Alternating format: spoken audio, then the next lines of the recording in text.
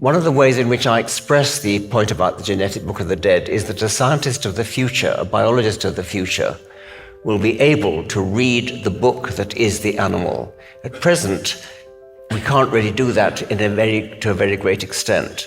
And so the book, in a way, is an appeal to SOF, an appeal to the scientist of the future, to develop the techniques of reading animals and reading the environments in which their ancestors lived.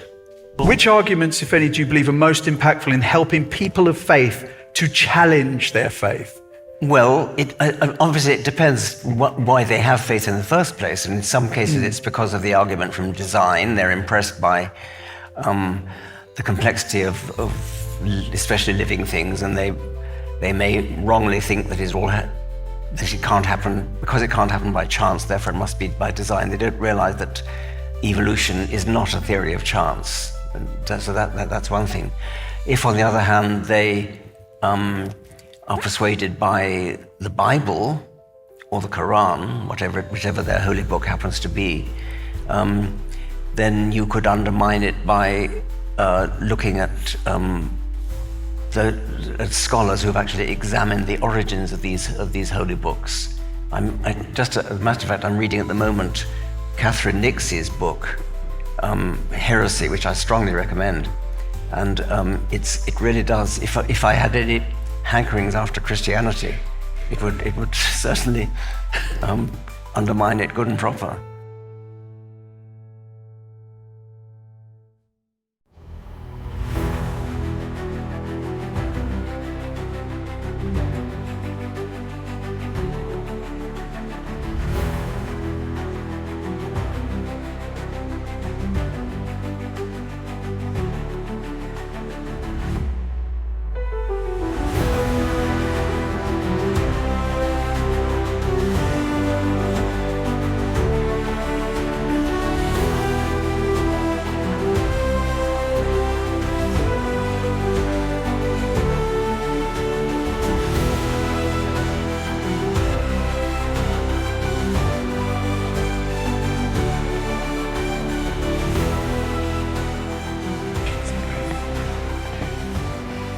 Hi everyone, I hope everyone's having a lovely evening before their day jobs tomorrow.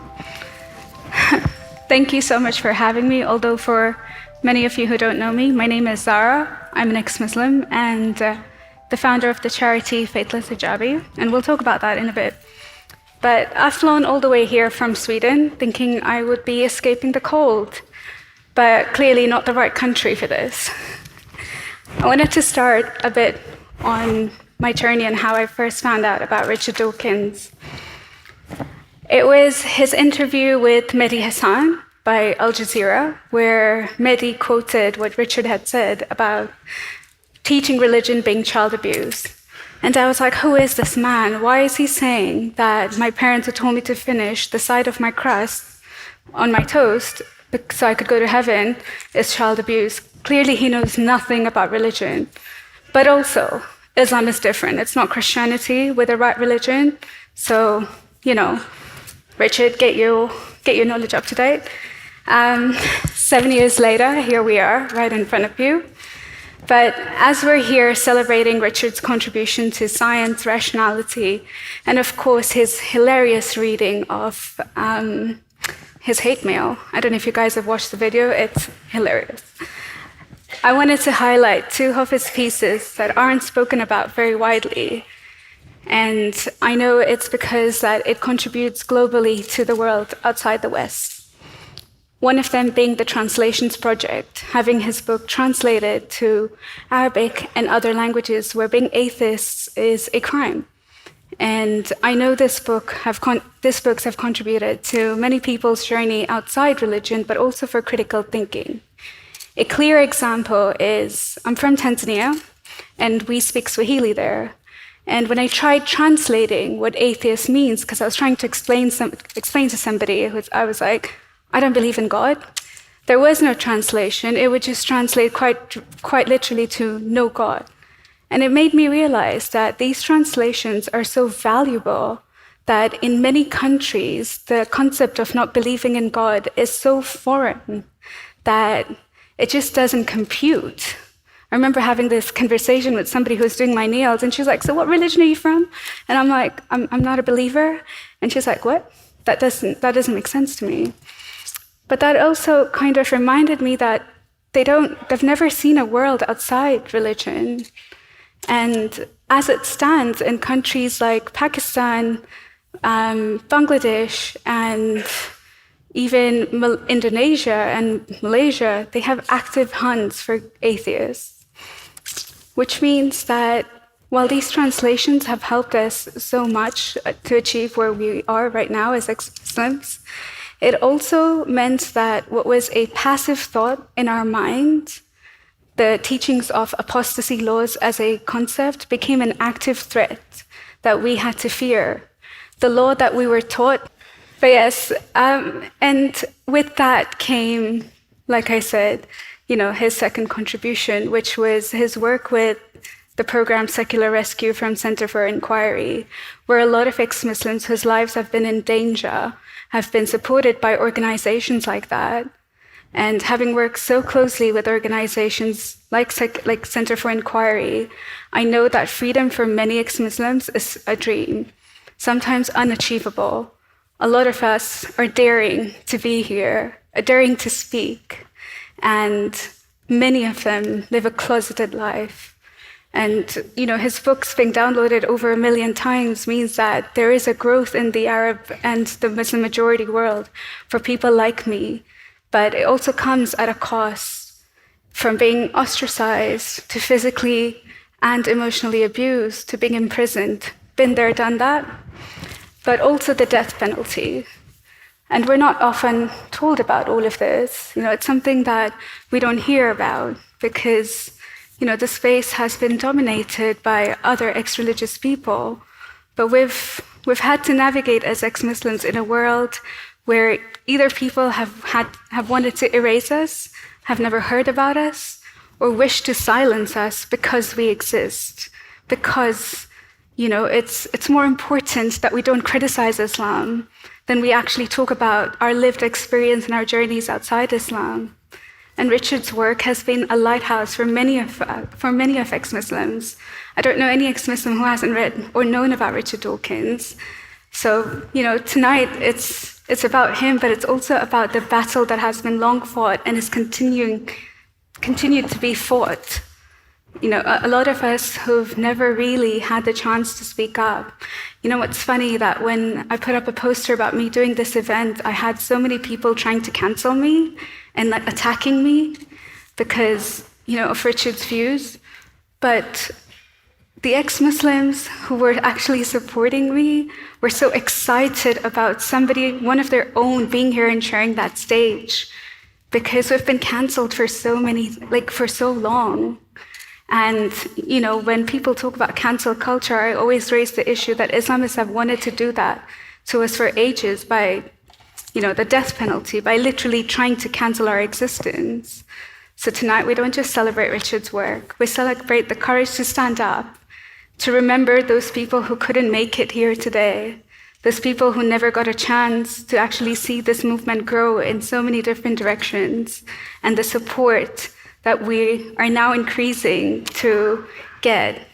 But also, even when people are in safe countries, they often carry on the trauma of, having left religion, being ostracized, but also the trauma of constantly fearing of being killed.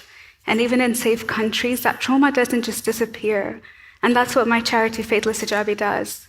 We provide mental health support to ex-Muslims globally, where otherwise, had they gotten support in their countries, they would either be persecuted for it, the authorities would either put them through conversion therapy, for their sexuality or back to religion, or by legislation, those therapists could not work with them.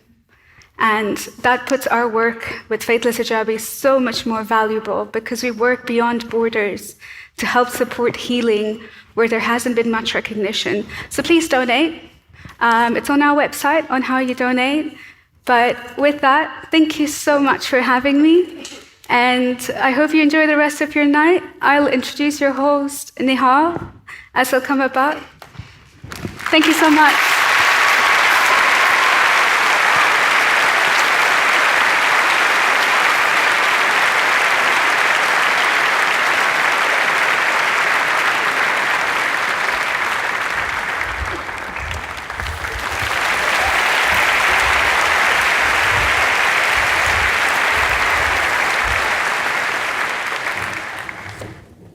Now, another round of applause, I think, for Zara Kay. I think a very brave thing that she did, coming out onto the stage.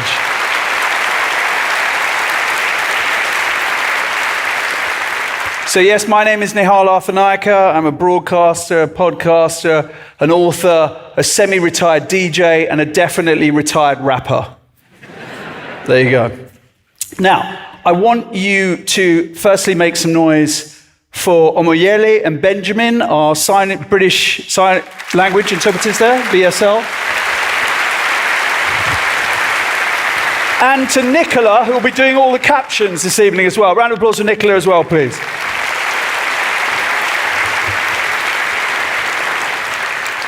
Now, this should be a 2-minute preamble about Professor Richard Dawkins. That's what's set for me here. But I'm assuming that everyone here knows who Richard Dawkins is. Is that an assumption that is, yes? Yes? Right. So if anyone has come to see the Grime MC Gets, you're in for a very different night here at the Royal Festival Hall. So without further ado, for those of you it is comfortable to do so, please be upstanding for Professor Richard Dawkins.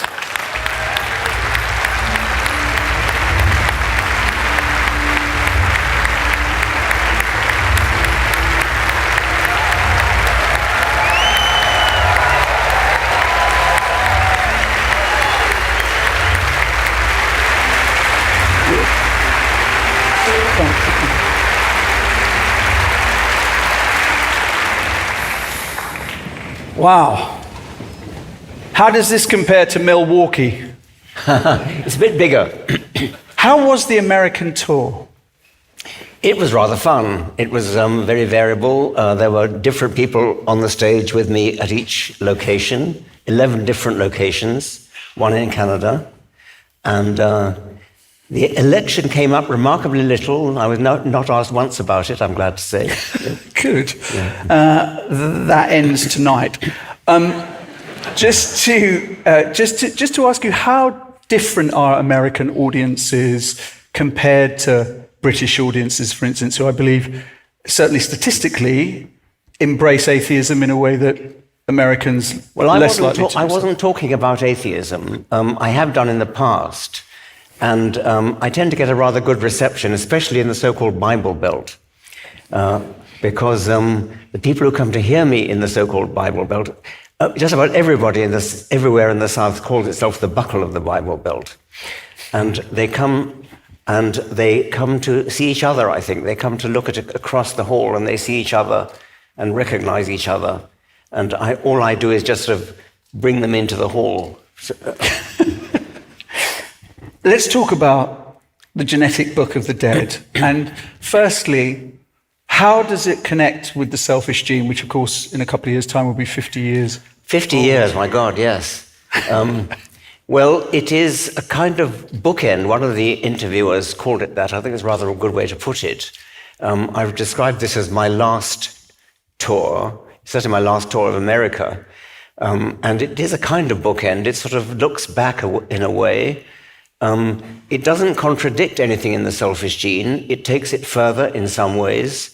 It looks at it in a different way in some ways. But it is pretty much the same message. How, or more importantly, why? Why did you want to write this book now? Is there a space in our understanding that needed filling and clarifying? Yes. It takes a different view. It has this idea that the animal, any animal, including us, is a book, a written book that describes the world in which its ancestors lived. And that doesn't contradict anything in the selfish gene, but it is another way of looking at it. And I rather specialize in turning things upside down and looking at things in a different way without actually contradicting what I said earlier. So you and I are palimpsests. Everyone here is a palimpsest. Palimpsest is a document which is erased and then written over, erased and then written over. This was done in earlier times when paper was scarce or when paper wasn't in existence, and documents were reused. Paper was reused. Surfaces were written on and then erased and then written on again. So the Book of the Dead, the genetic Book of the Dead, which is a description of the written by natural selection in the genes of the animal, describing ancient worlds and then somewhat more recent worlds and then more recent worlds and so on, more recent worlds. So each one is, the palimpsest is erased partially and then overwritten. When constructing this book, where did you start? What was your starting point for this book? I followed the Mad Hatter's advice, I think it was. Start at the beginning, go until you get to the end, and then stop. It wasn't quite like that. I tend to, when I work, I tend to divide and conquer. I tend to regard each chapter as a watertight compartment and write the chapter and then go on to the next one. But I do an immense amount of revision. I'm constantly revising and revising and revising. And every time I revise, I hope improve. It's a kind of Darwinian process of natural selection of the words.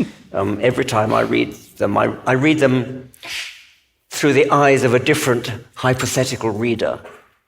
And each time the different hypothetical reader, as it were, sees things that other hypothetical readers haven't seen before. And so the Darwinian process winnows out possible sources of misunderstanding, etc.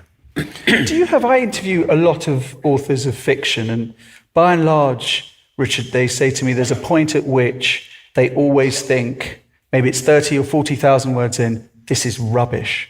No one's ever going to read this. This is terrible. Do you suffer from such insecurities? I'm sorry to say I don't. Unsurprisingly, yes. No, I do have misgivings about it. I do worry, not that it's rubbish, I do worry that it may not go down well, that it may be, I mustn't sound complacent. I don't feel complacent about it. Well, that's an interesting phrase about worried about it doesn't go down well. In what respect? Because, writing The God Delusion, for instance, you knew it would not go down well with a certain group of people. Yes, I didn't have that particular worry in this case. There's nothing about it. I think it was just a matter of fearing that it was not really addressing the points that people might wish me to talk about, and maybe they might feel that I'd said it before, and in a way I had, as I said before, but no, I think it was all right.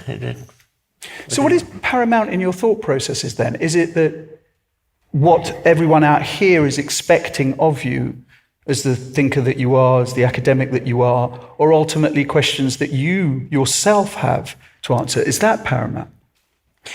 I find that I help myself to think by writing it down. And if I can explain it to myself, then I feel I can explain it to other people. So if I have any success in explaining, it is perhaps because I have difficulty understanding things myself, and therefore if I can explain it to myself, it may help to other people to understand it. Tell me about the SOF, the Scientists of the Future. Scientists of the Future, SOF. One of the ways in which I express the point about the genetic Book of the Dead is that a scientist of the future, a biologist of the future, will be able to read the book that is the animal. At present, we can't really do that to a very great extent. And so the book, in a way, is an appeal to SOF, an appeal to the scientist of the future, to develop the techniques of reading animals and reading the environments in which their ancestors lived. What are the questions then that come from that? from attempting to read the animals, Well, animals? The animal has been shaped by natural selection over millions of years, as I say, a palimpsest. And so there must be traces, there must be a readout from the past in the animal at present. Now, this is obvious in the case of a camouflaged animal, a beautifully camouflaged animal like a moth sitting on tree bark, where it appears to have, indeed does have, an exact replica of the tree bark painted on its back, not literally painted, but painted on its back. I begin the book with a lizard, a desert lizard from the Mojave Desert, which has on its back a beautiful picture of desert stones and sand, which is a rendering of the environment in which its ancestors were naturally selected. And the point that I'm trying to make is that perfection of rendering of the environment on the animal's back cannot only be skin deep, it must penetrate right through every bit of the animal. Every bit of the animal must have the same detailed perfection of resemblance, in some sense, to the environment. But it won't be obvious, as it is in the case of the camouflaged back. In the case of the camouflaged back, you can see it with your own eyes. It's more like, I use the analogy of a QR code, which you can't see you can't read it with the naked eye, but your smartphone can. So in the case of the desert lizard, you can read its back with the naked eye, but you'll need SOF, or SOF will need more sophisticated techniques to read the interior of the animal and reconstruct the worlds in which the animal's ancestors lived on the inside. Tell us more about the concept of paintings and statues in nature with animals. Well, going back to camouflage, there are two kinds of camouflage, paintings and statues. The desert lizard has a painting on its back. That's to say, it's got a picture of the desert on its back, and it only works as long as the animal is actually sitting in a desert. That's a painting. A sculpture, on the other hand, is something like a stick insect or a stick caterpillar, which looks like a stick, and it still looks like a stick, even if you place it on a different background. So if the desert lizard were to stray onto a golf green, it would instantly be picked off by some predator because it no longer is camouflaged. But a stick insect would still look like a stick. And so the operational distinction between a painting and a sculpture is that a painting needs to be sitting on its natural background in order for the camouflage to work, whereas a sculpture still works even if you place it on a piece of blank paper. The excitement with which I read those chapters and looked at these incredible pictures and the illustrations that your partner Lana did, which are beautiful in the book, I just wondered where your fascination with this came from, because your father was a naturalist, but you didn't immediately take to it, did you? Yes, much you read to my his disappointment. Yes, that's quite right. I was never much of a naturalist, unlike my father. I came to it in a more bookish way, a more philosophical way. I'm fascinated by evolution because it answers the deep questions of existence. Why are we here? What's life all about? What's it for? So that's where my fascination comes from. And I don't disdain natural history. I like wandering around the country and looking for birds and insects and things, but I'm not an expert. I can't recognize animals the way my father could. So then the scientist of the future, Richard, should she be doing that for philosophical reasons, to answer those big questions? Or is it about trying to understand simply a way of mitigating potential disasters that may... For me it would be philosophical, but of course there are other very good reasons to take biology seriously, and very practical reasons. For me, my interest is sort of the biological equivalent of the Carl Sagan approach to astronomy, where you sort of wash yourself in awe at the wonder of it all. And I feel exactly the same way about living things, about the fossil history, about the antiquity of life, about the beauty of life, about the elegance, about the almost supernatural illusion of design that all living things have. I mean, it's just such a mind-blowing experience to look down a microscope and see the detail of a single cell, and reflect that cell is multiplied up trillions of times in your body. Why is it that we have a greater understanding of the stars than we do of the species on planet Earth? I'm not sure that. I suppose stars are relatively simple things, aren't they? I mean, they're a very long way away. Physicists are angry now. I think they're going to be quantum They are physicists. awe-inspiring and they are wonderful, but they are simple. I mean, they're great furnaces, nuclear furnaces, turning hydrogen into helium and sometimes into higher elements than that. But life is immensely complicated. If you imagine measuring the complexity of an entity by how big a book you would have to write in order to cover every detail of it, to write a book about a star would be a relatively short book. Whereas to write a book about, I don't know, a lobster would be an exceedingly big book because you have to cover every bit of the lobster, every detail. So you talk about this imaginary scientist of the future, but if you were that scientist of the future, what are the questions that you want answered? Well, in this particular case, it would be questions about the past. But of course, the scientist of the future will be asking lots of other questions as well about how animals work, and of course where they come from.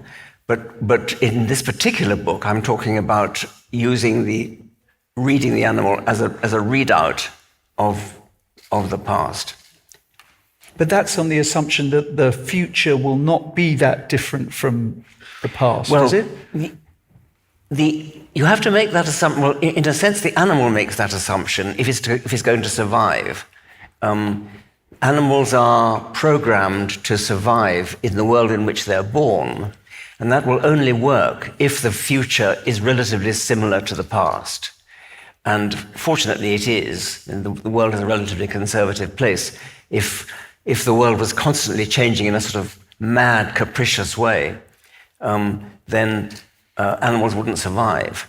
They survive because the genes that have built them have been selected in the past to survive in the past. And because the present and the future is not that different from the past, that means that they can still survive into the future.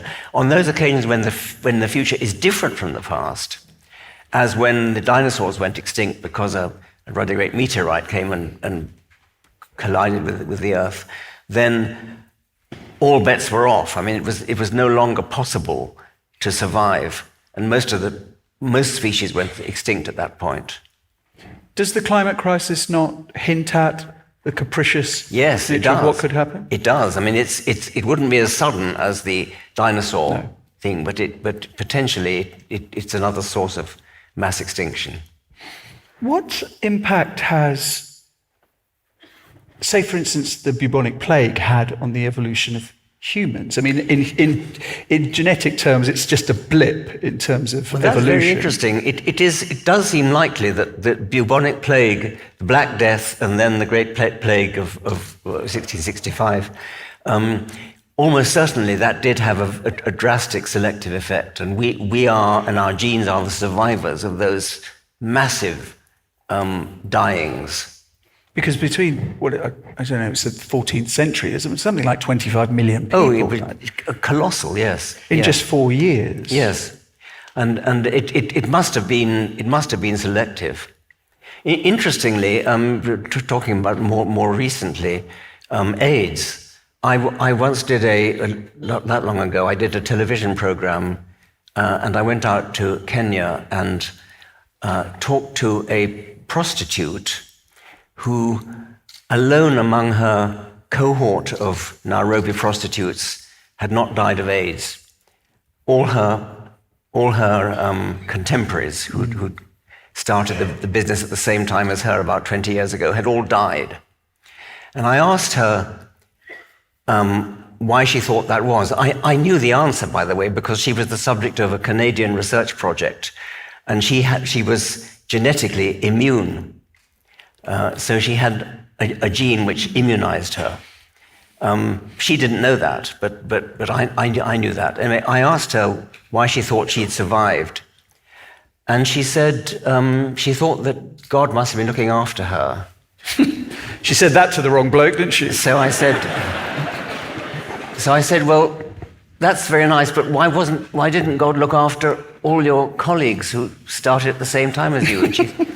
And she said, well, I can't answer that, but I can tell you this. God loves condoms. Not sure the Pope would agree on that. Okay. Are we perfect? Are we optimal? That's a very interesting question. The answer is no. But we're a lot more perfect than many people think. There are interesting imperfections in animals. There are, well, the vertebrate retina, for example, is back to front. Yeah. The laryngeal nerve? Yeah, well, that's another one. I can come on to that. Yeah. The retina has, as you might expect, just like a digital camera, a bank of photocells, rods and cones, in the retina. But the wires that connect the retina to the brain don't come backwards from the retina as they should. They come forwards from the retina. And so they have to run over the surface of the retina, and then they dive through the retina in the optic nerve. And that's why we have a blind spot. Mollusks also have a camera eye. Octopuses have quite a good camera eye. But in this case, the nerves go backwards from the retina. So this is just bad design. Helmholtz, the great German physiologist, said that if an engineer had given him the vertebrate retina, he would have sent it back. Actually, we see it rather better than an octopus because natural selection comes along and cleans up the initial imperfection with a lot of titivating, a lot of tinkering. Another example you just mentioned was the laryngeal nerve. The recurrent laryngeal nerve, there are two of them, the branch of the vagus nerve it's a cranial nerve, it comes down from the brain. The end organ is the larynx, the voice box. But instead of going straight to the voice box, it shoots straight past, down into the chest, and loops around the aorta and a great big artery in the chest, and then back up to the larynx. Well, in a giraffe, that is a considerable detour. And you've witnessed this, haven't you? Yes. In a dissection of a giraffe. I took part in a Channel 4 documentary in which we dissected the neck of a giraffe which had unfortunately died in a zoo. And it was spectacular to watch this nerve just go whizzing within a couple of centimeters of the larynx, go whizzing straight past it, and then loop round the artery and come straight back up again. In a sauropod dinosaur, something like a brontosaurus, that would have been an even larger detour. Now, that's an imperfection. It's easy to understand in historical terms because in the fish ancestors of all tetrapods, of all land vertebrates, the most direct route of that nerve to its end organ, which would have been one of the gills, was south of the artery concerned. And then when the neck started to lengthen in evolution, fish don't have a neck, but when the neck started to lengthen, the marginal cost of each slight increment in the detour was tiny. And so each time the neck lengthened a bit, a millimeter, then the detour was 2 millimeters longer. But that was trivial compared to the great cost of the embryological upheaval which would have been involved if the nerve had been jumped over the artery. So the explanation is easy to understand in terms of history, evolutionary history. And then, of course, there's many the people who are middle-aged in this audience, me included. When we get up, we'll go, like that out of the chair right now. Yes. Again, a sign of imperfection because our spines were initially designed for us to be quadrupeds. We're quadrupeds who've recently become bipeds, and our spine tends to protest this unnatural posture. Science, would you say, is under attack? And if science is under attack, then I think it's safe to assume rationality itself, reason, is under attack. If so, what is the counter to that? What can everyone in this audience do to help fight against that? Well, I'm not sure I'm the best person to answer that. You're someone who certainly has fought for rationality and reason. Well, I'm thoroughly in favour of rationality and science, but I mean, my attitude is just tell it like it is. And that's not necessarily the right way to do it. I was taken to task by a very distinguished scientist, Neil deGrasse Tyson, whom many of you may know. And he, in the nicest possible way, attacked me in public because he said that I, just as he put it, said, put it out there. You just tell it like it is.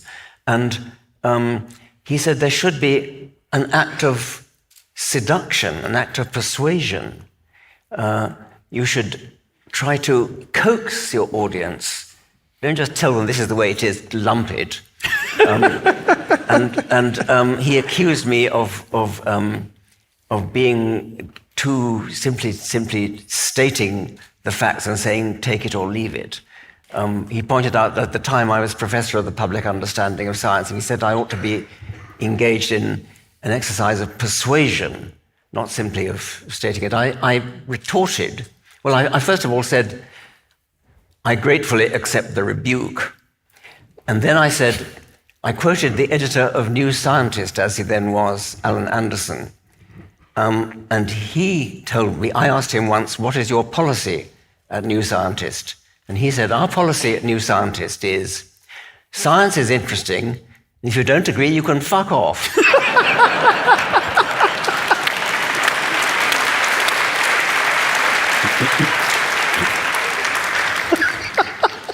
Okay, right. Now, one of your favourite kind of sparring partners and fellow conversationalists is Lawrence Krauss, the physicist.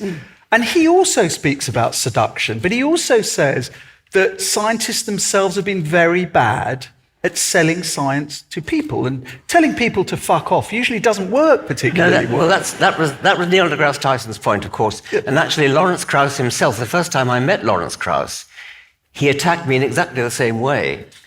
And I didn't know him, but I was giving a talk, and at the end he stood up and berated me for this same thing. And yes, that's why I said I may not be the best person to. I try to explain. I try to make it clear. I try to make it attractive. But I don't think I like to compromise. When I once met one of the lawyers who was involved in defending evolution, there was a famous court case in Pennsylvania a few decades ago, and eventually our side won. And I later met the barrister, not they call them barristers, Rothschild, the lawyer whose name was, I think it was Rothschild, yes. And we talked for a bit, and then he said, well, thank goodness we didn't call you as an expert witness. and the reason was that what the expert witnesses that they did call were all for saying to the court, you can keep your religion and you can have evolution. You can have both. And I wouldn't have said that. And so I would probably have been instrumental in losing the case. Whereas the expert witnesses they did have, which were Kenneth Miller, for example, who's a devout Roman Catholic and a very powerful advocate of evolution, he was an ideal expert witness because he was religious. So when you go into debate, and these are the four options that Jordan Peterson put before you recently in a conversation that Alex O'Connor was chairing. One, you really are up to date, aren't you? I'm very impressed. Do you have any idea how nerve-wracking it is to stand in front of 2,500 people and not do your research? Right. One, try to win. Two, demonstrate your intellectual superiority. Three, represent the other. Or four, follow the thread of the exploratory truth to see if we can get somewhere. Which of those four do you adopt when you are sitting in front of someone who has a contrary view to you? Tell me them again, four. Try to win. Number two, demonstrate your intellectual superiority, which is linked to the first one. I don't think I do either of those. Okay. I definitely don't think you would try and misrepresent the other. That was the third. No.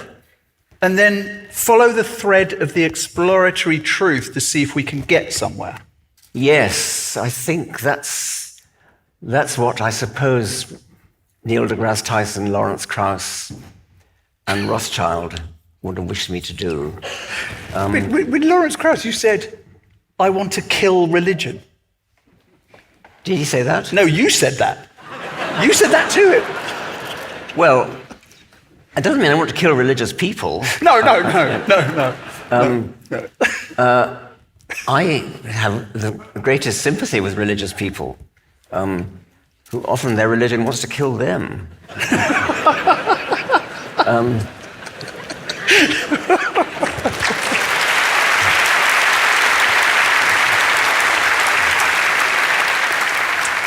So here's the thing. Oh, go on, no, please, your thought. No, I'm trying to recall. I did have this conversation with Jordan Peterson recently. I don't remember him mentioning those points. Did he mention them? He absolutely did. He also said this.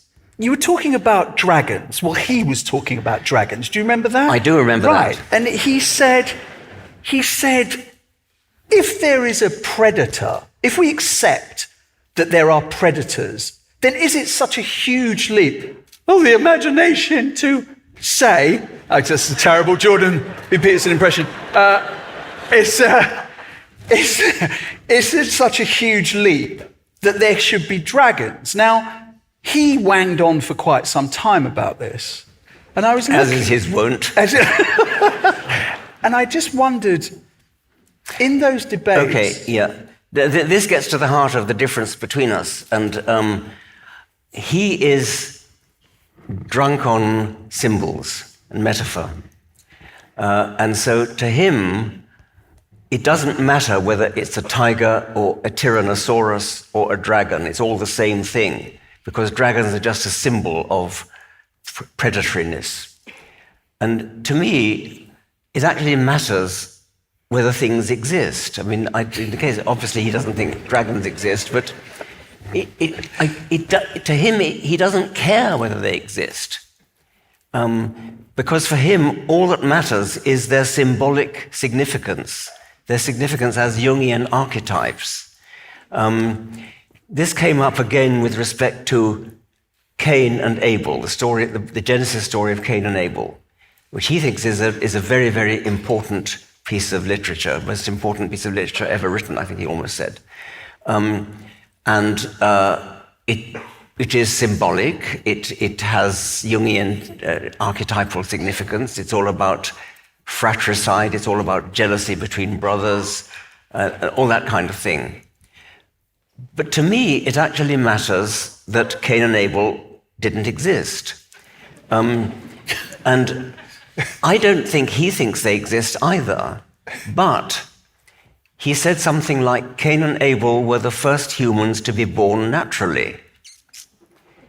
Well, that kind of means he thinks that they actually existed, rather than just that they were Jungian symbols. Because, I mean, why say they were the first humans to be born naturally if all you mean is something symbolic? This was a typical example of where he doesn't seem to care about real facts at all. Right. So that brings me on to my next question, which is, when you're sitting in front of someone like Professor Peterson, do you ever think to yourself, I'm never going to get this hour back? Yes.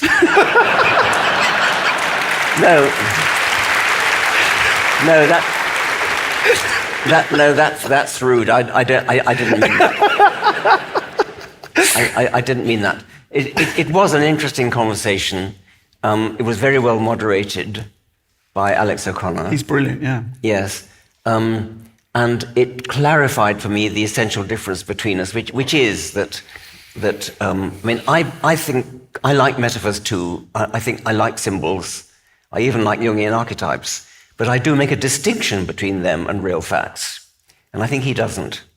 And I think this is typical of some theologians, that they really don't care about facts. For example, a bishop or a priest may get up in the pulpit and start preaching a sermon about Adam and Eve, knowing perfectly well they never existed, but nevertheless talking to the congregation as though they did exist, because they have some kind of moral significance or symbolic significance. I think that's fine as long as you make it clear that it is symbolic, and you don't muddle up symbols with facts. You spoke to a man whose friend killed a doctor and the doctor's bodyguard because the doctor carried out abortions. Yes. And that man in America served also, I think, 4 years for being involved. Why did you do that? And what did you get from that? I was curious that this was part of a television program, and it was fixed up for me by the producer of the program. I was curious to meet somebody whose moral compass was so different from mine and that of anybody that I know. And I spoke to other people in the same program who similarly were poles apart. I think if you really do believe, as he did, that a tiny embryo is a human being, then you think that to abort it is murder. And therefore you think that anything is, even killing a doctor, is the right thing to do. I think that people like him actually believe they are righteous and just and correct. And I think they're hideously wrong. But this actually is really coming back to what we were saying earlier. In this issue, I think I come across rather more as the persuasion, the seduction. I think that if I'm arguing with somebody, if I'm arguing in favor of abortion against a fanatical opponent of abortion, I think the right way to do it is to try to persuade them that a tiny embryo has no feelings, has no fear, cannot feel pain, and therefore that's the reason why you should not object to abortion. Whereas the normal proponent of abortion will say, I'm a woman, it's my body to do what I like with. That won't wash. I mean, I agree with that, but that won't wash with somebody who thinks it's murder. Because that person will say, but it's all very well saying it's your body, but there's another body inside you. And you are murdering that other body. And so it's no good saying it's my body to do what I like with. You won't persuade them that way. The act of persuasion, to quote Neil deGrasse Tyson, in this case, the act of persuasion would be my act, would be to say, this embryo that I wish to abort has no more feeling, has no more sensation than a worm. Therefore, that's the reason why you shouldn't object to abortion. The American journalist and author Anand Giridharas has written a book called The Persuaders, which at its heart is about Americans' inability to be persuaded of something contrary to that which they believed. And I wondered if you could give me some examples whereby your own orthodoxies have not only been challenged, because they are fairly regularly, but actually you've changed your mind. You've been persuaded that you were wrong. Well, I can do that, but it would be not on a very great issue. It would be something scientific. I mean, I can do that. In the first edition of The Selfish Gene, I ridiculed is perhaps too strong a word. I poured cold water on a theory called the handicap principle, which was put forward by an Israeli zoologist called Amos Zahavi. And it goes like this. If we take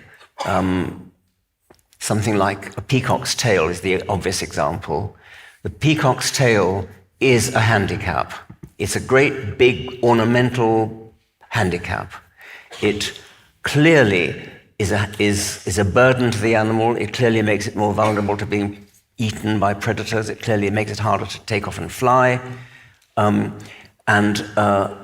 We all explain that by sexual selection, following Darwin, natural selection favors it because females like the look of it. It turns females on. Females find it beautiful.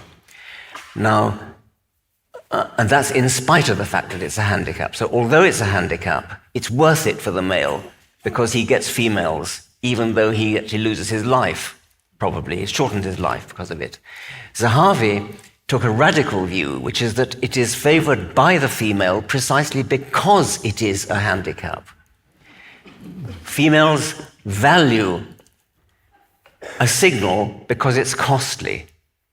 So something like, Zahavi was very fond of human analogies. Padded shoulders, which make you look like a big, strong man, are so easy to fake that they wouldn't fool anybody. If you want to prove that you're a big, strong man, what you do is have to lift some weights or do something that only a really big, strong man could do. So for Zahavi, the peacock has this handicap burden as a way of proving what a fine peacock he is, because he managed to survive in spite of having this rather great handicap on his back. Well, I, along with everybody else at the time, ridiculed that theory. And then later, by the time the second edition of The Selfish Gene came out, my former pupil, now colleague, and I say even mentor, Alan Graffen, my colleague at Oxford, found a mathematical model to show that the handicap principle actually works. It is theoretically sound. And now the tables are completely turned, and we all now accept the handicap principle, or many are prepared to countenance the handicap principle. And in the second edition of The Selfish Gene, I took back my earlier condemnation of it, and I ate humble pie. That doesn't deserve applause. Scientists like being wrong. Yes. A scientist once said to me that he said, "I am acutely aware of the vastness of my ignorance." Who said that? A scientist whose name I've forgotten, so that's my own ignorance. The irony. It's a good one. I like it. Yes. Acutely aware of the vastness of Somebody could probably Google it. Yes, please. And that brings with it humility, to be acutely aware of the vastness of your ignorance. Yes. And what we see, especially, for instance, in our political discourse, is that kind of lack of humility, that you have to know everything and you have to be certain that it's right, when empirically, I mean, Liz Truss being a prime example of where empirical evidence countered almost everything she had to say. How do we counter that, where people are just immune to facts? Well, yes, I mean, I suppose, certain philosophers of science will say that you can never actually prove anything is true. All you can do is fail to falsify it. Right? I've never been that keen on that particular philosophy. I think there are certain things which I think Steve Gould put it rather well. There comes a point when it would be perverse to deny that it's true. So why then evolution, for instance? I mean, I was reading that in India, shortly after the pandemic, they removed the subject of evolution from school textbooks for 134 million Indian children. Yes, well, that's politics overriding science, and that is tragic. I have just written an essay about the Lysenko affair in Russia, where again politics was allowed to run roughshod over. Tell us more. Over in this case genetics. It's a very tragic story. A charlatan called Lysenko in Russia in the 1940s got the ear of Stalin, and Stalin promoted him, and he became in charge of all agriculture in Russia and later in China, and was the direct cause of massive famines in both Russia and China. And this was politics. It was simply that Lysenko didn't believe in Darwinism, he didn't believe in genetics, he believed in Lamarckian inheritance, which means inheritance of acquired characteristics. And this was favored by Stalin because it chimed in with some kind of Marxist-Leninist theory. And so politics was allowed to override science. And that sounds as though that's what happened in India, as you've just said. But it's interesting that Lawrence Krauss brought the same thing up about what happened in Florida with the teaching of evolution. But the schools board there managed to kind of flip it in such a way that managed to bring credence even more to the... Is that right? Yes. But there's a problem with the word theory here, isn't there? And how it's misconstrued. Yes, that's right. That's a very important problem because for many people, the word theory means hypothesis. It means something that's unproven. And the standard way scientists will reply to that is to say that scientists use the word theory in a different way, not as a sort of tentative hypothesis. I think that's a losing battle. I think that the word theory has become so much associated with a hypothetical. It might be true and it might not, and we're waiting for the evidence. It's much better to stop calling it the theory of evolution altogether, and it is a fact. We should stop talking about the theory of evolution and start talking about the fact of evolution. You can say the theory of natural selection if you like. You can say that the fact of evolution is explained by the theory of natural selection. Is this really your final tour? Are you the Elton John of genetics?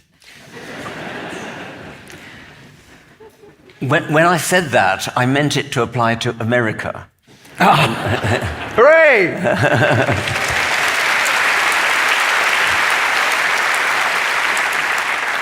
But I am 83. Looking good on it, though. Looking very good on it. Okay, so why the final tour of America? So we will get a tour. We will get more books from you, more tours. You think here? I am working on another book now, and it's called Tales from Haeckel. Haeckel was a German biologist and artist. He was regarded. Sometimes called the German Darwin. He was Darwin's leading disciple, I suppose you could say, in Germany. He was much more militant than Darwin. He met Darwin once, and they couldn't really speak the same language, so it was a bit of a problem. But anyway, he's kind of worshipped Darwin. And he was also a brilliant artist. And he described an enormous number of animals, mostly protozoa, mostly small unicellular animals. And my idea is, which I've started, is to write a book in which each chapter begins with one of Haeckel's drawings, beautiful, beautiful, detailed drawings. And then I would write an essay about the animals that he drew. So it's really, it's a kind of takeoff. I wrote an earlier book together with Yan Wong called The Ancestor's Tale, in which there were a whole lot of what I call tales, which were stories which arise out of a particular animal. Like, for example, the grasshopper's tail was all about race, for example. So it's a way, you start off with the animal and then you broaden it out into talking about a topic. So I'm using Haeckel's pictures as another way of introducing tales. Because you've been debating for decades now,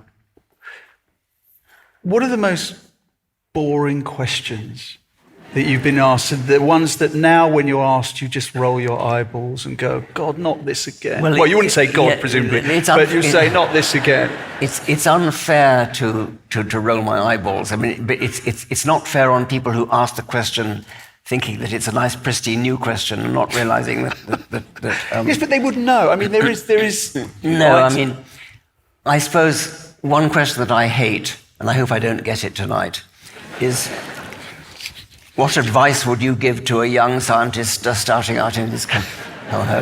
Oh, okay, why? Why do you... I mean, tell me, come on.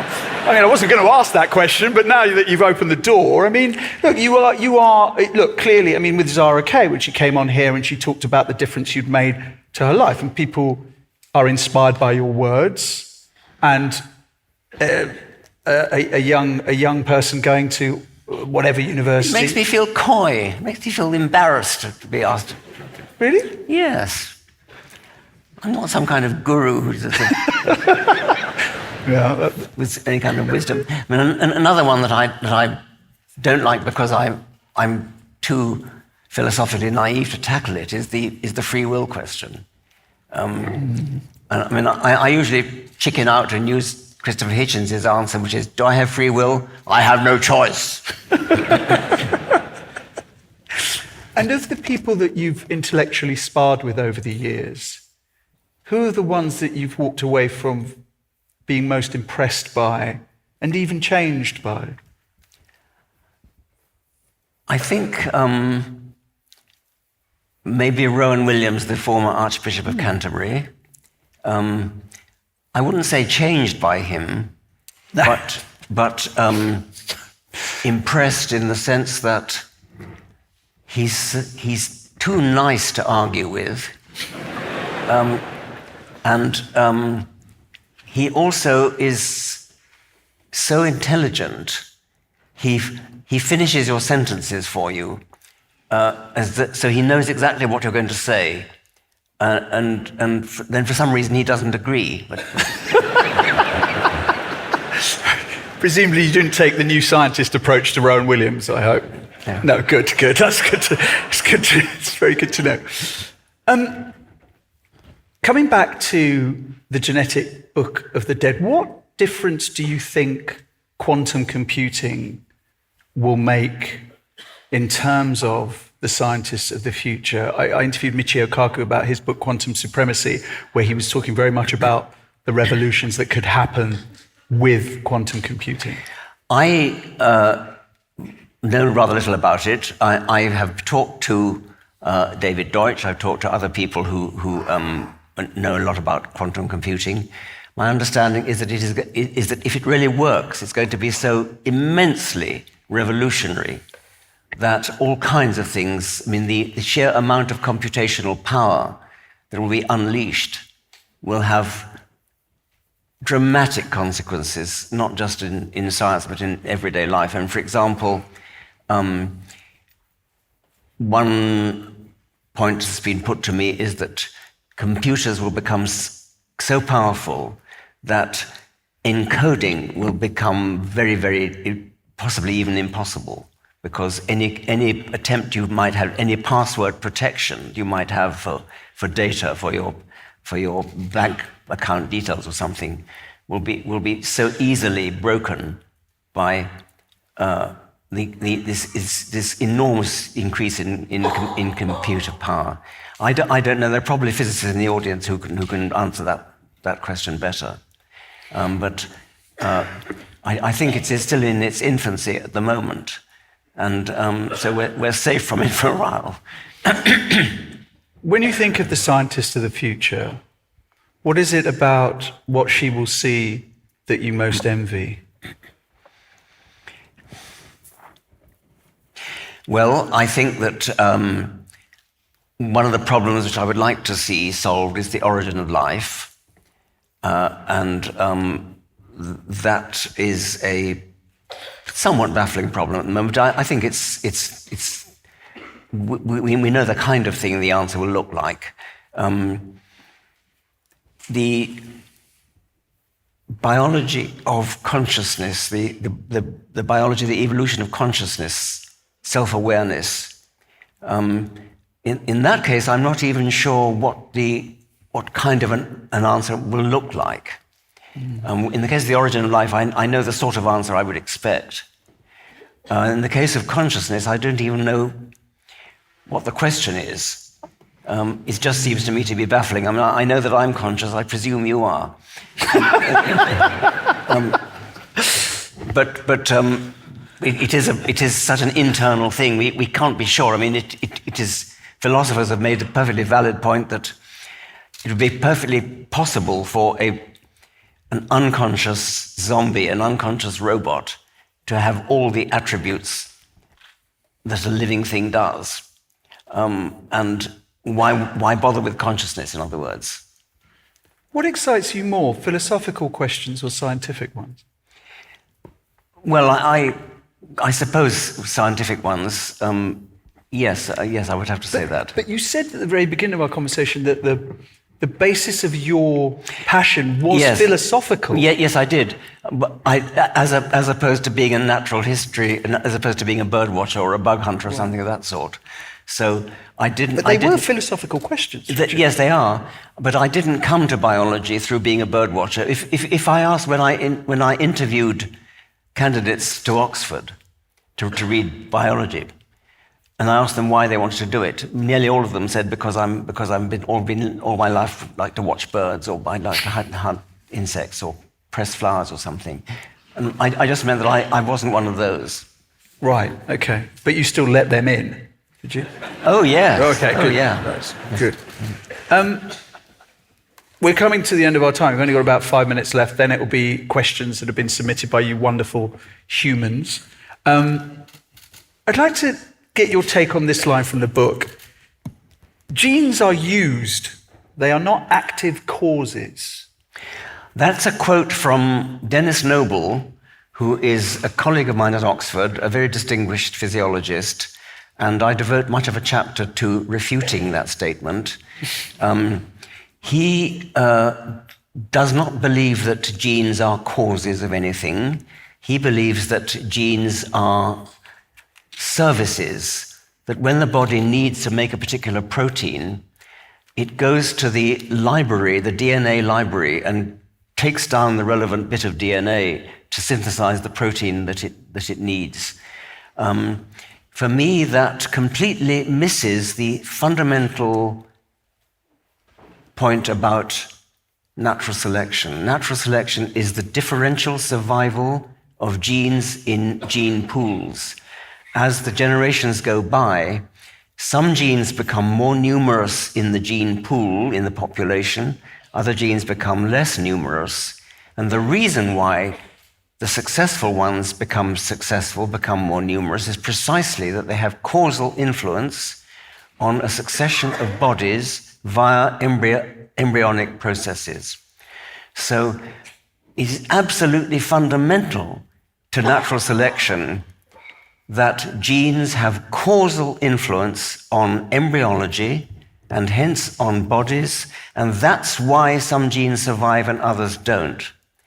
And natural selection is the survival of some genes through many, many generations, through millions of years, and the non-survival of other genes. The difference between success and non-success is at the level of genes, because only at the level of genes does success matter in the long run.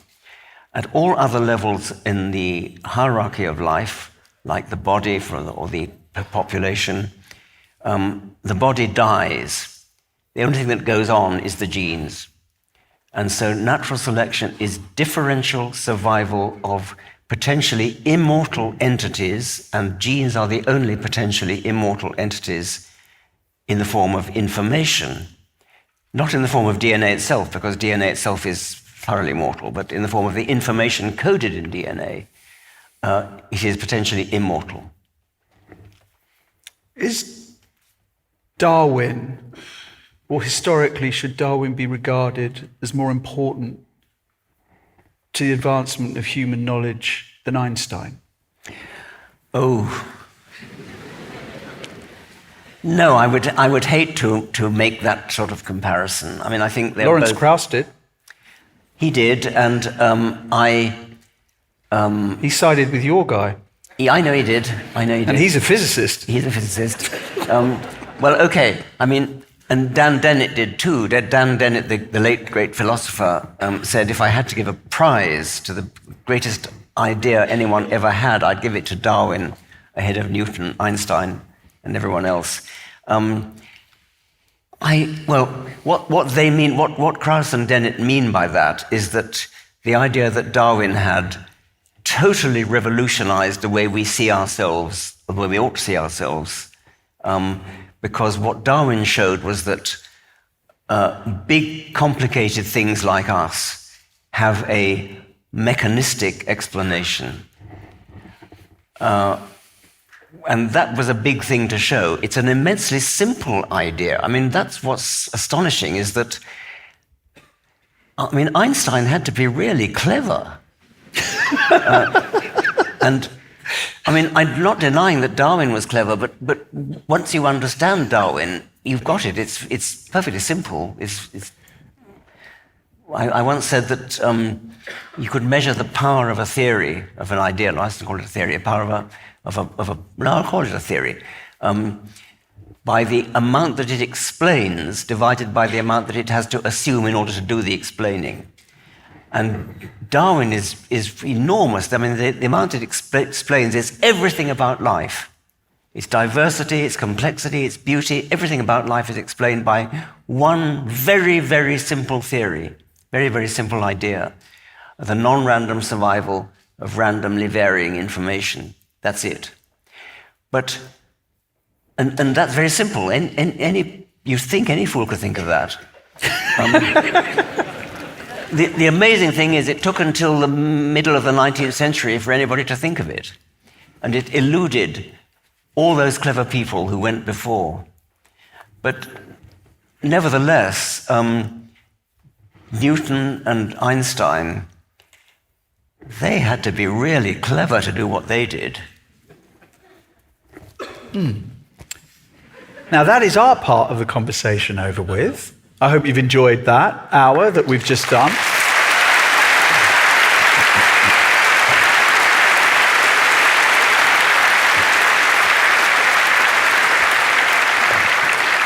Now it's over to your questions, starting with, what would you tell a young scientist who is... I'm only joking. How do you think your views have evolved as you've gotten older? Have they mellowed or become more polarized, extreme? I certainly don't think I've become more polarized, extreme. I think the world may have done, especially America. But I don't think I have. I suppose maybe I've mellowed. I mean... Would you ever have described yourself as extreme? I mean, even you, when people argue that The God Delusion is an angry book, you push back against It's not an angry book. Actually, I think it's rather a funny book. I mean, it's not an angry book. The reason people think it's an angry book is that we've been so used to the idea that religion gets a free pass, that even mild criticism of religion sounds angry.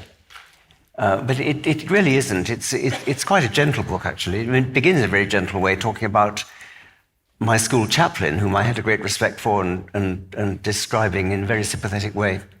It's not an angry book. I think the most... I once did a Paxman on the then Archbishop of York, and I regret that. Is he a nice chap? I asked him whether he really believed in the virgin birth, and I Paxman on and on and on. And he refused to answer. And I kept on asking it. And I think that was cruel. Did he not just say yes? No, he didn't say yes. Wow. Well, you couldn't really believe it, could you?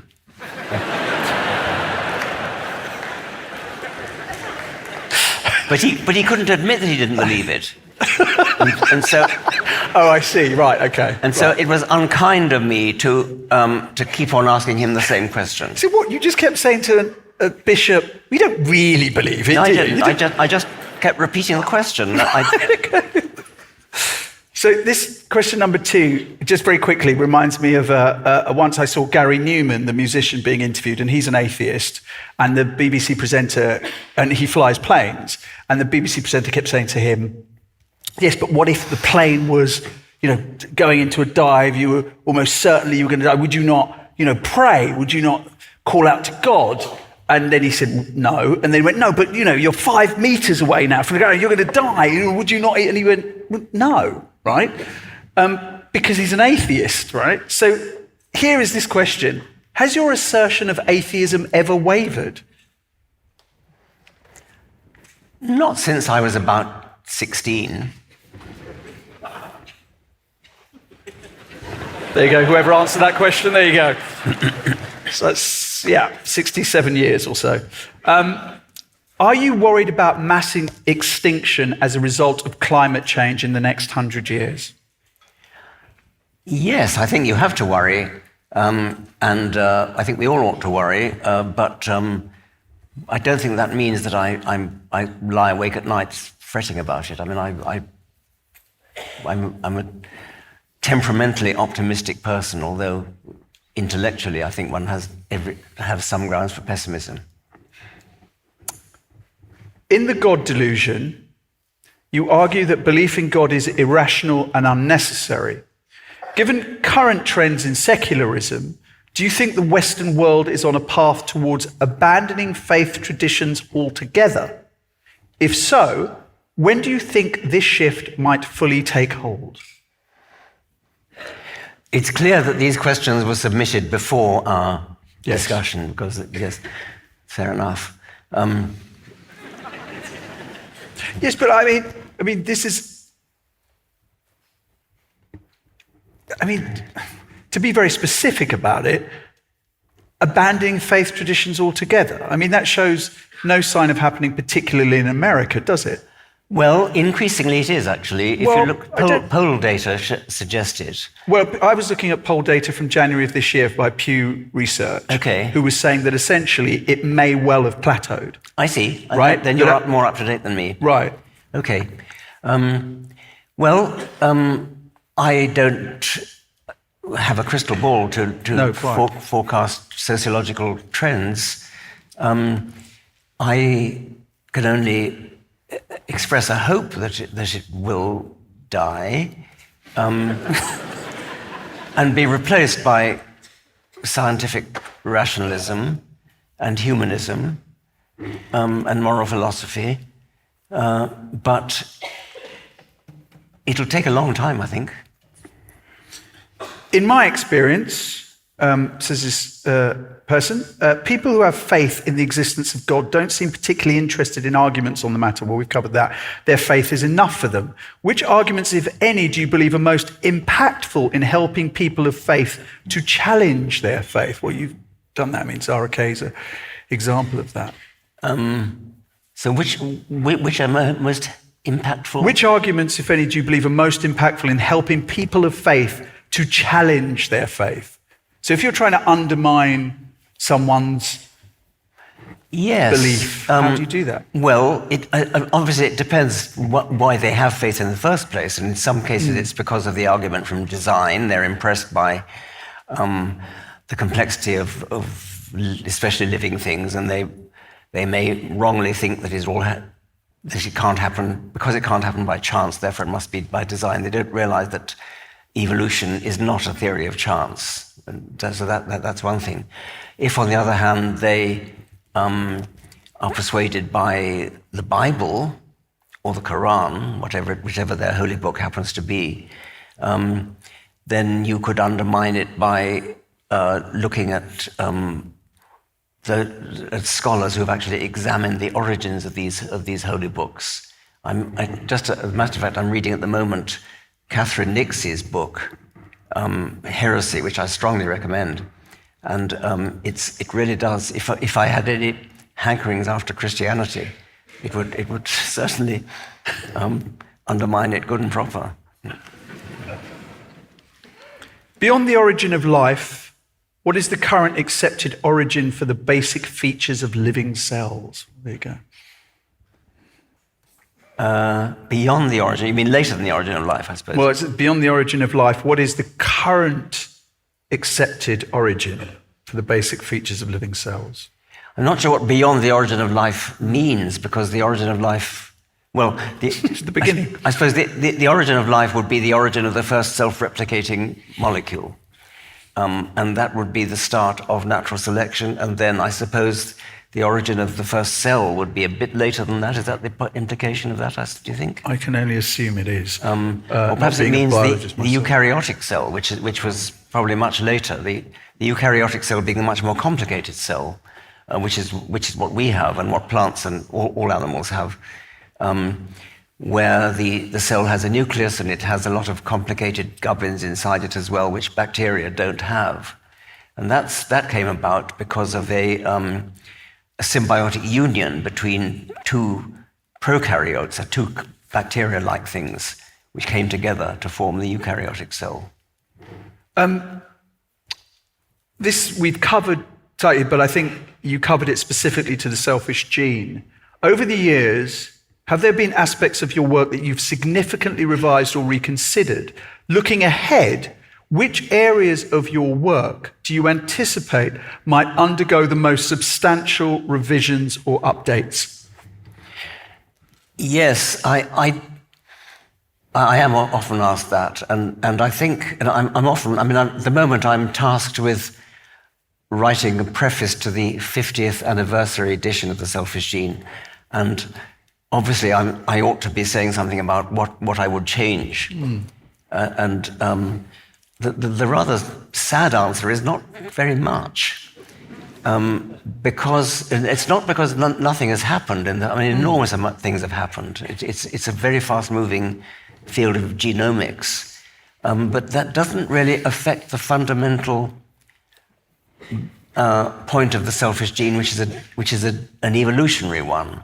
So although immense strides are being made, and certainly will be made, in the way genes actually work in embryology to produce bodies, and that's a very exciting field, and that's going to be immensely influential in the future, it doesn't affect the idea of genes as the units of natural selection, because all we need to talk about there is that genes have effects on bodies, leaving out how they do that. The fact that some genes are more successful than others in propagating themselves is all we need to talk about. And that is the fundamental message of the selfish gene, and that's not changed by all the details of the black box that lies between genes and phenotype, between genes and the manifestation. That is a black box which is being opened up by embryologists very successfully. But that won't change the fundamental point of the selfish gene itself. This question says, what is a widespread human practice today that you think will be looked back on in 100 years' time with moral condemnation? Like supporting Arsenal or something. The question obviously is expecting the answer, and I think it's sort of the right one, and the way we treat non-human animals. Right.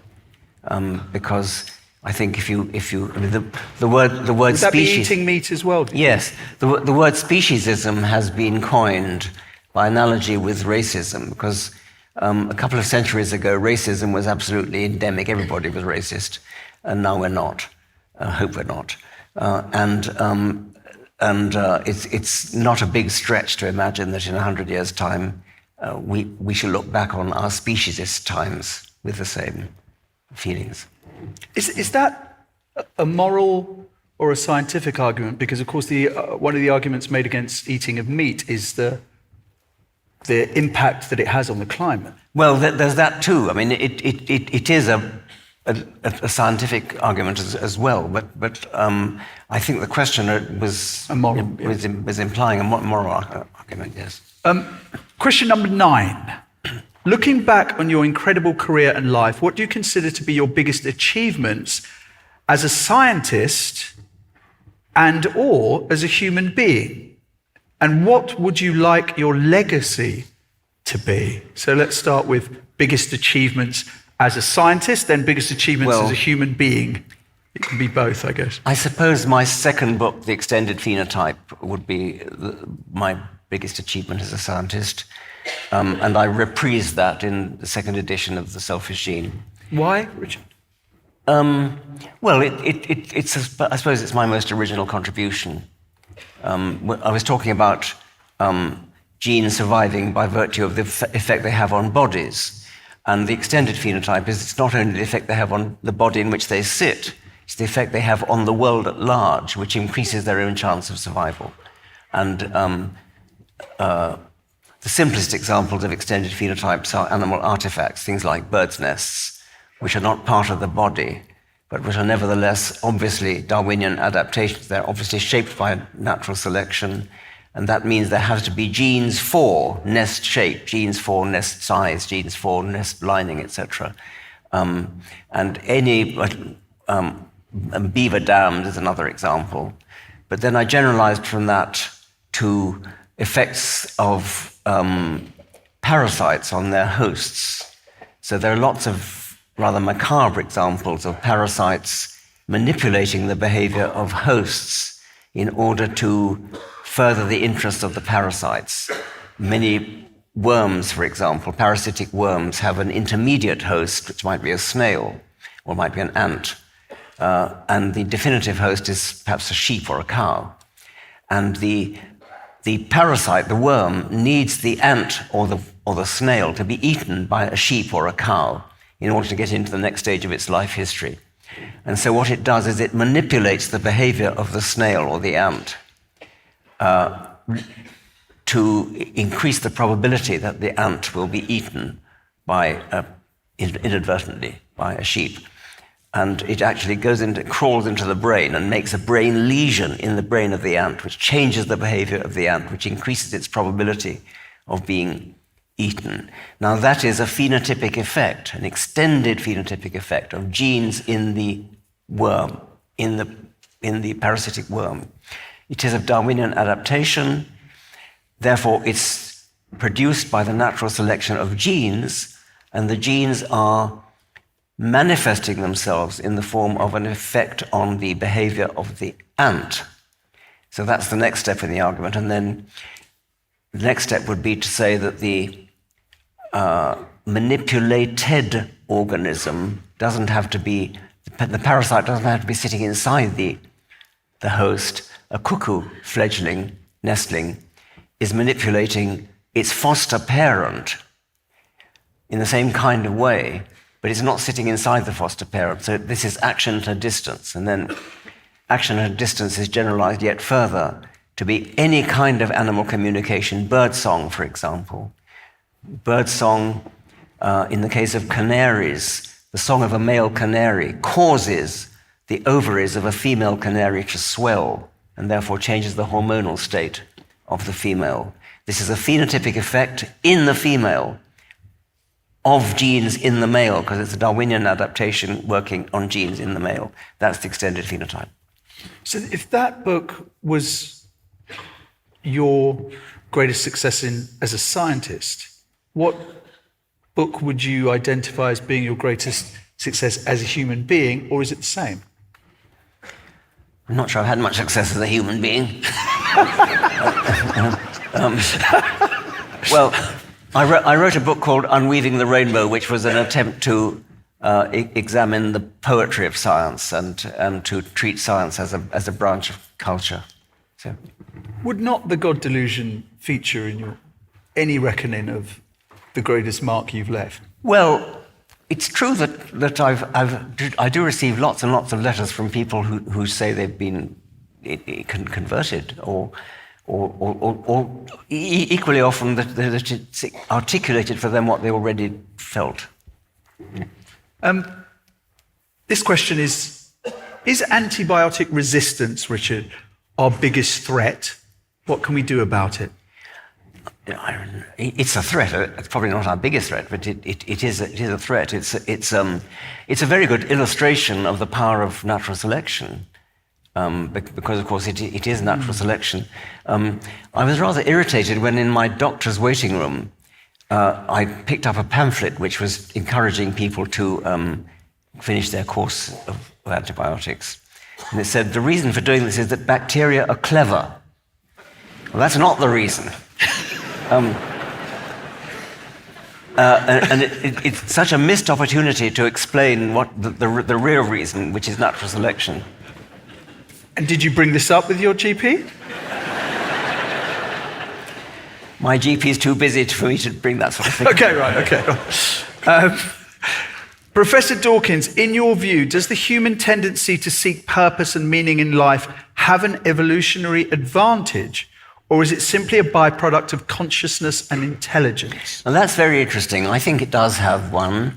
I think that any well-programmed animal would have an ultimate purpose, which it doesn't know about, which is the propagation of its genes. But in the service of that ultimate purpose, the brain is programmed to develop a set of proximal purposes, which are things like go hunting for the next meal. And then that breaks down to some sub-purposes, which is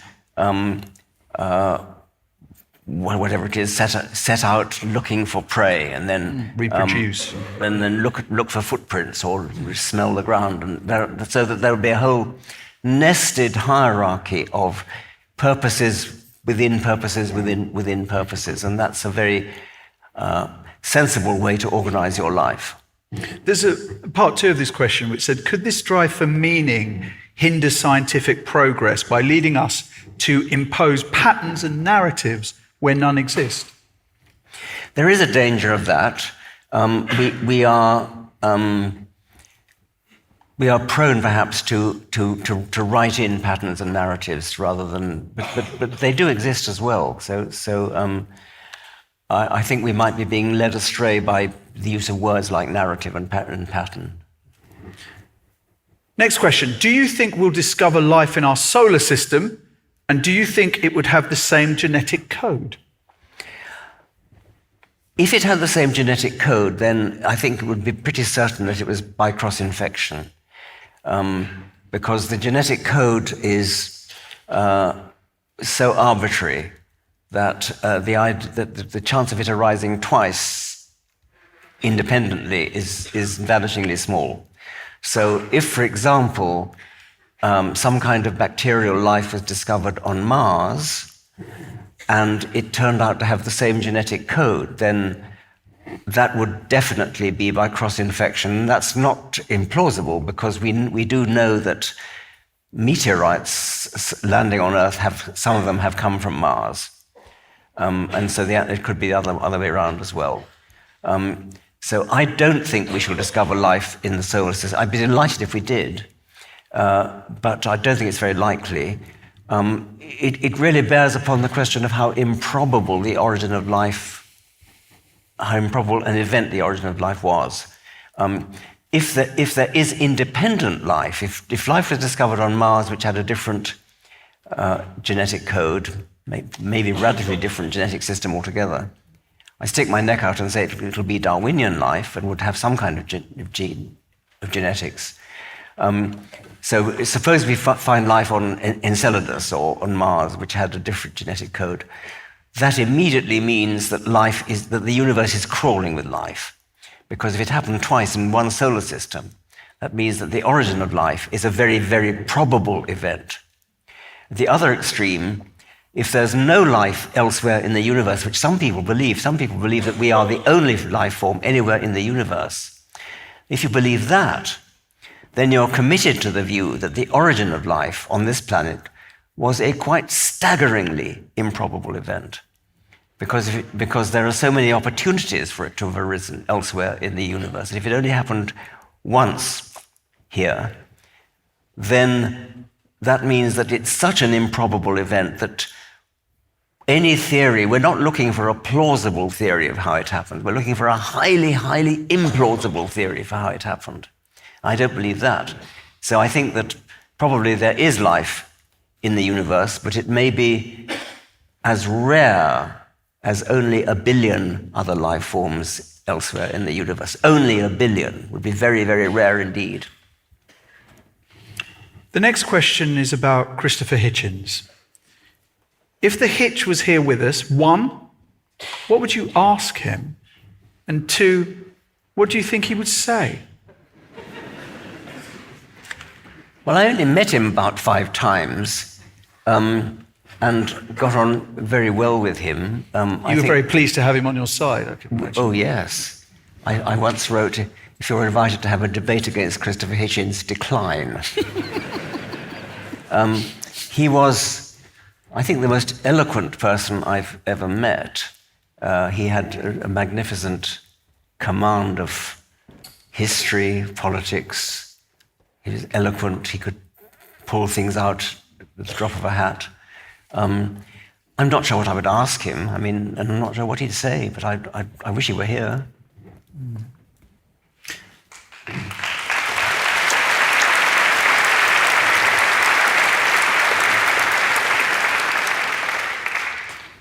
Given your work on the evolutionary basis of religion, do you think religion could ever evolve or be replaced by something else that fulfills the same social and psychological roles? If so, how can we deal with that? Well, you've answered that question. Well, social and psychological roles, I mean, insofar as it does that, for example, it could be argued that it binds people together, gives them a common purpose. People can meet together in good fellowship, and there are all sorts of ways you could do that. So I'm not against that, and all I'm against is the factual claims of religion. I think that secular humanism, of which I'm a supporter, is probably the answer to the question. We are seeing dramatic falls in reproductive rates in most Western countries, with various reasons being touted. Can the drop in fertility in the West be part of a natural population control, as starvation and illness can now be countered by modern technology? And are we now subconsciously implementing our own control? There's a lot of mysticism in that, I think, because the idea that nature somehow sees a need for population control and therefore takes steps to implement it. That's not the way nature works. Nature has no foresight. So whatever the cause is of the drop in fertility, I don't think it can be described as some kind of natural compensation or something like that. Now, lastly, and we're coming to the end now, we've only got a few minutes left. This question says, my background is in biology. However, I'm currently undertaking a social research course which state that there is no biological basis to gender or race. What is your stance on this? Well, if by gender they mean sex, there could hardly be a greater biological basis. There are 2 sexes in all animals and plants, and the basis of this is gamete size. So there are 2 kinds of gametes, big ones and small ones. Big ones are eggs, small ones are sperms, and there are 2 sexes in all animals and plants. Even in hermaphrodites, they have either male parts or female parts, so that's easy. Race is more difficult. It has been said by distinguished biologists such as Richard Dawkins, there's no such thing as race. There are clearly geographically distinct populations, not distinct populations, but geographically distributions of genes in certain geographical areas which are recognizably coming from certain areas. So if you were to get a Japanese, an Australian Aboriginal, a Ugandan, a Norwegian, and a Navajo, and a Yanomamo, and invited people to guess which country each of these came from, most people would guess infallibly. So there is clearly a variation in genetic variation in peoples geographically distributed. They are, however, overlapping, and they are perfectly capable of interbreeding, obviously. The point that Lewontin made is that the variation between races is greater than the variation within, the other way around, variation within is greater than between. This has been described as Lewontin's fallacy by the geneticist A.W.F. Edwards, who pointed out that the variation is correlated. And that's why it's possible to recognize where certain people come from in the world. The important thing, the moral thing, is to say that it doesn't matter, and we should not discriminate on the basis of race. That's the important thing. We shouldn't deny that there is some genetic variation which is geographically distributed. What we must not do is discriminate, judge people on the basis of their race rather than on the basis of their individual qualities.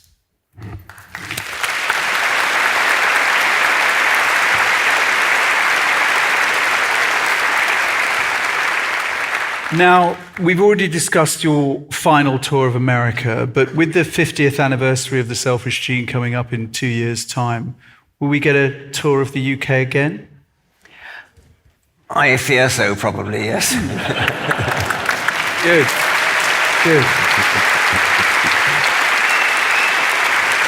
And with that good news, ladies and gentlemen, that concludes our conversation. Please, if you can and it's comfortable, be upstanding for Professor Richard Dawkins.